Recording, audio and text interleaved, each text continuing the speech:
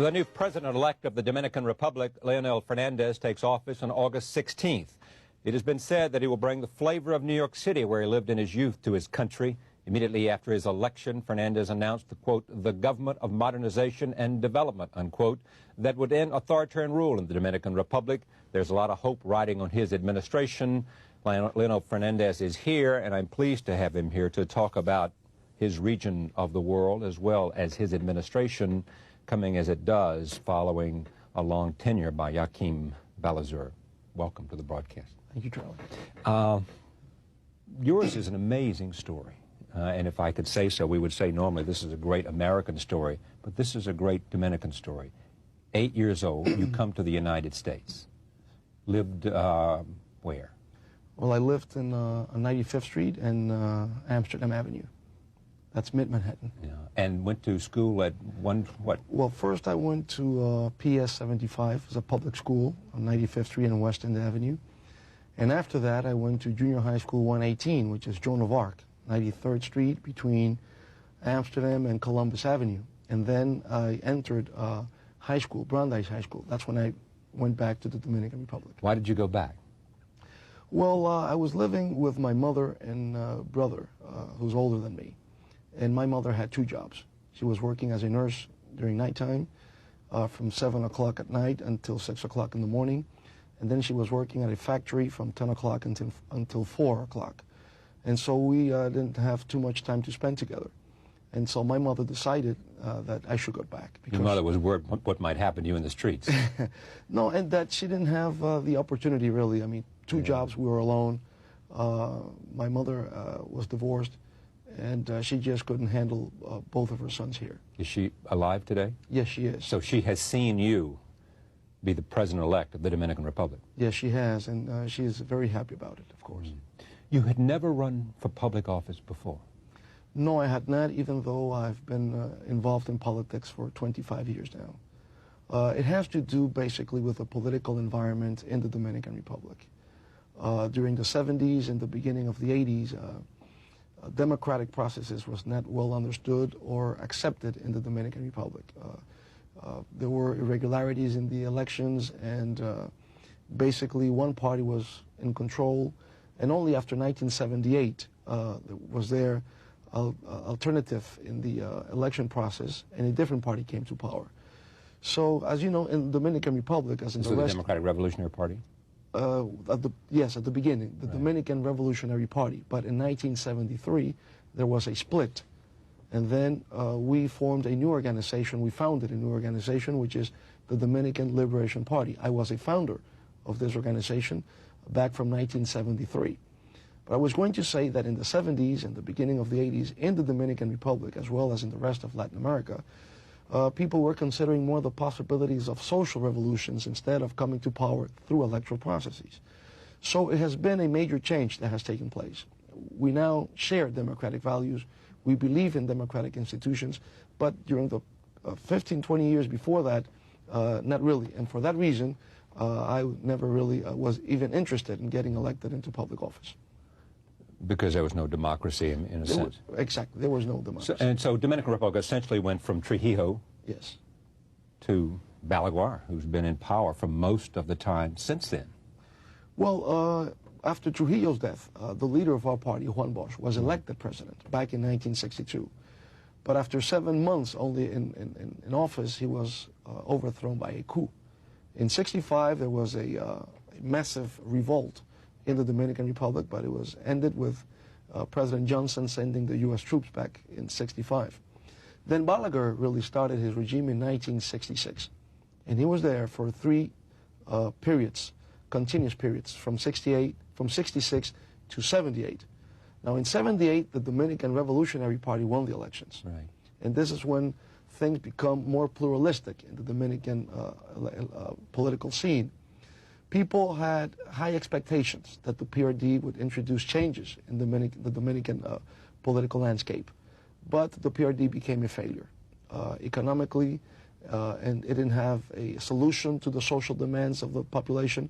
So Joaquim Balaguer came back to power through elections in 1986, and he has been in power for the last 10 years. Well, what's amazing is that you have, I assume you are in some ways a protege of Juan Bosch. Well, yes. In some way, I should say, Juan Bosch was already a highly respected intellectual figure, former president, and the most prolific writer in the Dominican Republic, the most well-known and respected intellectual. So I was very young. I was 18, 19 years old when I began to participate actively in politics. And I was discovered by him somehow and integrated into the party's newspaper and taught by him. You were a lawyer by profession? I'm a lawyer by profession, yes. And then there's Balaguer, who, his arch rival is Bosch, and they have been these grand titans in Dominican politics, yes? Yes, yes, they have. So there's an election, you come in second. So then there's a runoff. You've already had Juan Bosch's support, and then you get Balaguer's support. How did you do that? Well, the reason is this. For the first time in Dominican politics, we have an electoral system which the French call the ballotage, which means that you need an absolute majority of the votes to win. So if you don't win in the first round, there needs to be a runoff. Now, in the runoff, which took place 45 days after the elections, national elections on May 16, Balaguer has had a major confrontation with the leader of the Revolutionary Party, who happened to be the other candidate, Peña Gómez. Peña Gómez. And they have had also a historical confrontation through the years. So for Balaguer, it was easier and it was more accordance to his perspectives of Dominican politics to handle me his support, the support of his party, than to Peña Gómez. Did you have to pay a price for that support? Absolutely.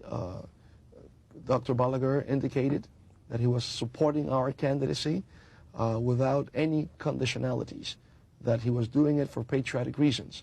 He believed that if the other party would have won the elections, it would have meant catastrophe to the Dominican Republic, in the sense that they do not have a modernization program, that they would have interrupted all the construction program, public construction program that has been implemented by the Balaguer administration. And he knows that with our government, there is a combination of continuity and change. Continuity in the sense that all the major public construction programs will have to be continued, but change in the sense that we need to strengthen our democratic institutions, that things must be more transparent, that we have to attack corruption, but that we represent a continuous flow in Dominican history. But the corruption would be part of the Balaguer administration, would it not, that you'd be fighting? Well, it's part of Dominican political system, not only Balaguer. It was also part of the Dominican Revolutionary Party's administrations. And this is a major challenge we have, how to eliminate corruption within the Dominican political system. What do you hope to do with the economy? Well, we have certain sectors of our economy that are already operating quite well. Tourism and the free trade zones. What we need to do is to maintain stability on the macroeconomic indicators. This is a major element, talking about holding down inflation, exchange rate, and keeping things smooth as they are now, especially in those indicators. The other thing would be to reactivate the productive sectors, agriculture, manufacturing, and reorganize the Dominican economy to make it export-oriented. What's its primary export now? Right now, we are, well, traditionally has been sugar, but lately we have been exporting more agricultural products like tobacco and coffee and cocoa, basically.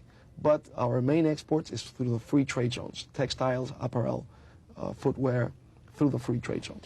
You obviously have, because of your experience in the United States, the fact you live here, the fact you speak English so fluently, you have a good relationship with Americans.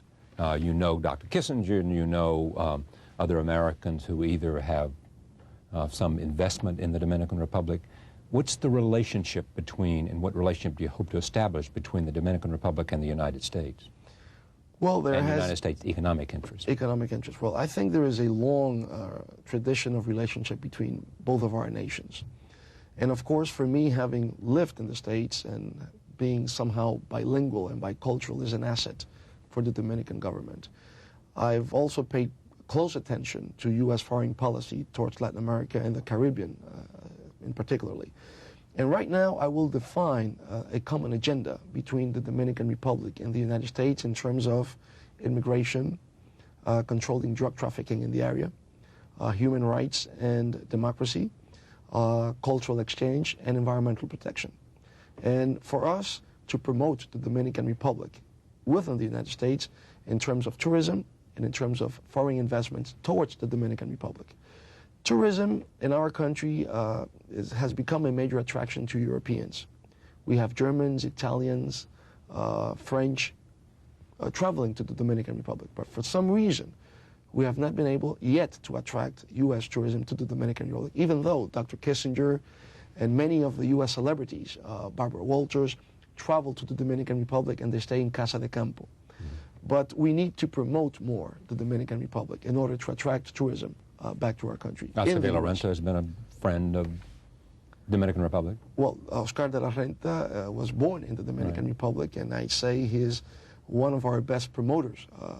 Oscar de la Renta is a natural ambassador to the Dominican Republic. He hosts different social activities, and he establishes contacts between Dominicans and these U.S. celebrities. When you look at your friendship for the United States and you look at our policy in the Caribbean, does it strike the right note from your perspective as a Dominican?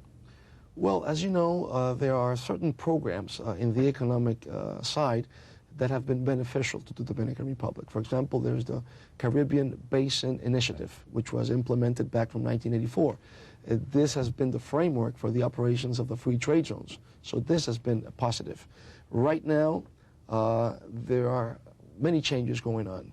After NAFTA was signed, there was a meeting of the heads of state of Latin America in Miami in 1994, and there's a timetable to establish a free trade zone in the whole hemisphere. We're talking about free trade within hemispheric integration. So this is our main challenge for the next 10 years. In terms of the Dominican Republic, relations are good. In the past, during the Cold War, there were some misunderstandings and I would say some mistakes within U.S. foreign policy towards the region. For example, the 1965 revolt. It was mistakenly as a communist revolt. It was not. It was a democratic. Yes, it was basically to restore the Juan Bosch regime, which was overthrown by a coup. You can see it with the Aristide policy. The U.S.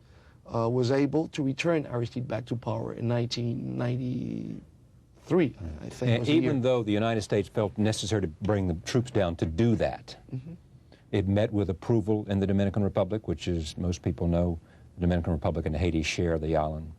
Well, yes, somehow, at least it didn't get the rejection from the Dominican government for the U.S. troops, the UN troops really, to return Aristide back to power.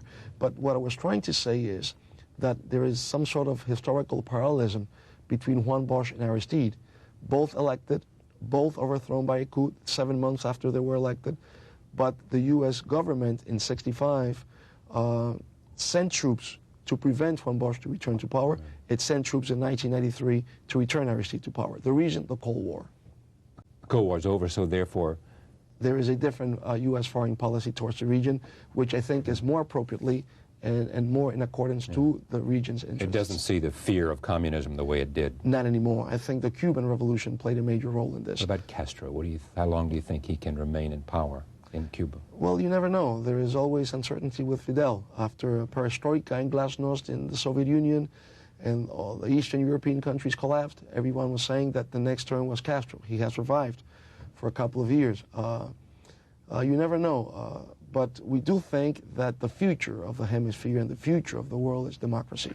And what we suggest is perhaps a democratic opening for Cuba. When you were 17 and living in Manhattan, and if someone had come to you at that time and said you can either be a point guard for the Knicks or you can be president of the Dominican Republic, which would you have chose? Well, at that time, point guard for the Knicks, definitely. You maintain your great affinity and affection for the Knicks? Yes, I do. I follow up the NBA games back in the Dominican Republic. On cable, or on satellite television, or how do you do it? Cable TV. On cable We're TV. fortunate enough to have cable TV, so we are very much aware of the details of what's going on in the U.S. I follow up baseball, I follow up the Knicks games and everything. So, are there many Dominican players in the major leagues? Yes, in baseball, yes. We even have, for the first time, a major league manager. Philippe Alou from the Expos, Montreal Expos is a manager. And one of the coaches of the New York Mets is also Dominican, Rafael Landestoy. And there's a large Dominican population here in New York. Yes, yes. And in New Jersey as well? Or is it primarily in Primarily in New York, even though the Dominican community is extending all through the eastern coast of the United States. We also have a community in Providence, Rhode Island, in Boston, Lawrence, in the eastern coast, and the last few years, a very important and significant Dominican community in South Florida. Yes. Thank you for coming. It's a pleasure to have you on the broadcast, and look forward to talking to you again on your next visit. Well, thank you so much. It's an interesting time to watch what's happening in the Caribbean when you see a country move as it has from a long-time leader who to someone, you're what, 42, 43? I'm 42 right now, yes. Who looks forward to an opportunity to change the direction of his country. Thank you for coming. Thank you so much once again. We'll be right back. Stay with us.